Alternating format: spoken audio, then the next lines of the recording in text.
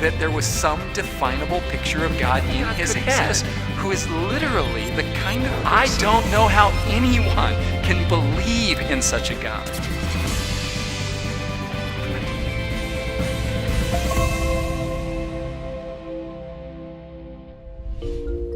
Not too long ago, I had a super interesting encounter on a flight out of Denver. As I took my seat and began reading whatever book I happened to have with me, it became obvious that the guy sitting next to me was looking over my shoulder and catching a few glances of whatever it was. He must have saw the word God or some religious terminology, because rather casually, the guy leaned over and he says, "Looks like an interesting book."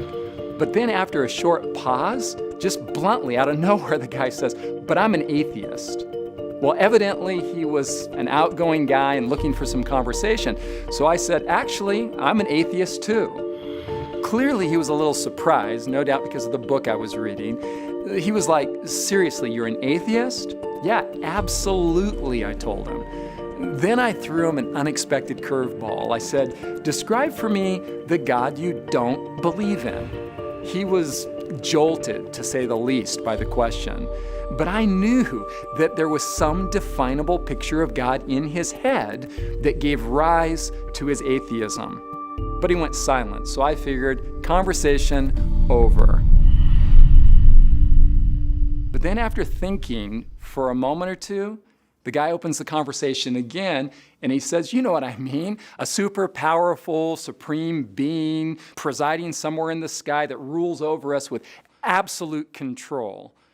He paused again, and then he just plowed forward, man. He just let it all out. You know, before we're born, this God decides who gets to go to heaven, who's gonna burn in hell forever. Of course, we have no say in the matter because he's Mr. Almighty God. It's his universe, so how dare anybody question him? He can do whatever he jolly well pleases.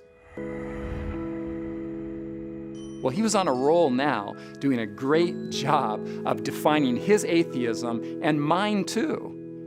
"It's all utter nonsense," he went on. "And we're supposed to love this tyrant? I don't even like him, and I'm pretty sure that liking someone has got to come before loving them. It's more like a monster than a God." I was right with this guy, I have to tell you. Just right with him. "Yeah, I totally agree," I said. It's a pretty diabolical picture, huh?" "Yeah," he said, "I don't know how anyone can believe in such a God." "Me neither," I agreed. "I certainly don't. I don't believe in the existence of any such God as you've just described. But I want to ask you another question. I mean, hypothetically, just for the sake of discussion, what if a God, the exact opposite of the one you've just described, could exist? Would you want him to?" He was jolted again, just thinking about the idea. "What do you mean?" he says. "Like what?" So I offered a totally different picture. Well, what if a God could exist who is nothing but total goodness, perfectly just, perfectly merciful to everyone all the time? A God who always does the right thing toward every person. A God who would literally give everybody total freedom to decide their own destiny and never in a million years torture anybody who didn't agree with him. Now, what if a God could exist who is literally the kind of person who would rather die than commit an injustice against any person? I mean, if a God like that could exist, would you want him to? Now, I could see that this was totally new territory for him. But after thinking for just a few seconds, he said what any rational person would have to say. "Well, sure," he said. "I'd be a fool not to, right?" "Yeah, right." I agreed with him. Then he said, but no way, man. We can't just manufacture whatever God we want." And I agreed with him again. "No, we can't manufacture whatever God we want." But he was listening, so I elaborated. "Listen, man, I totally resonate with your atheism. because I find many of the popular views of God as repulsive as you do. But I believe that the one and only true God is beautiful in the extreme. And you've said that you would want that kind of God to exist if he could. Well, I simply do believe the very thing that you want to believe. So you're not really an atheist, he says to me? Well, actually I am. I'm an atheist in the sense that I don't believe in the cruel, tyrannical God you've just described.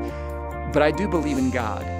But I believe in a God who is nothing like the God you don't believe in. So as far as I can see, you haven't rejected my God, because the fact is, you've never even considered him. I'm asking you to believe in a God of sheer beauty and perfect goodness. And I totally commend you for not believing in the false God that you were raised to believe in. I mean, this guy's mental wheels were turning. And you know what? I found that many people who don't believe in God don't believe in a particular picture of God.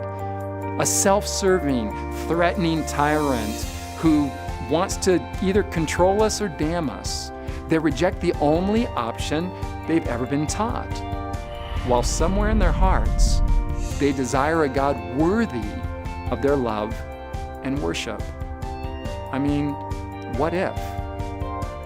What if the God who does exist is nothing at all, like many popular religions portray God to be?